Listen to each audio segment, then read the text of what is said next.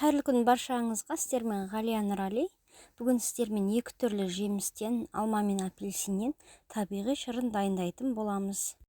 Ең алдымен жемістерімізді жақсылап жуып алып, бөліктерге бөліп, ішіндегі артық дәндерін алып тастаймыз.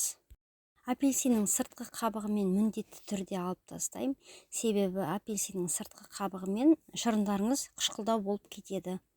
Алманың тәтті сортын таңдаған дұрыс, сол кезде ешқандай қант қоспай табиғи шырынды дайындай аласыздар.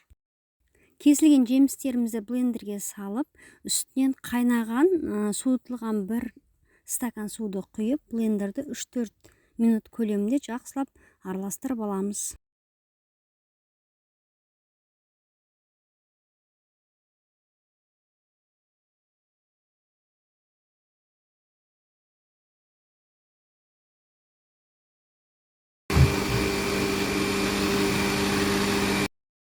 Дайын болған шырынымызды видеода көрсетілгендей сүзгіштің көмегімен қоюларын сүзіп алатын боламыз. Құрамында 1 грамда қанты жоқ табиғи шырынымыз дайын болды.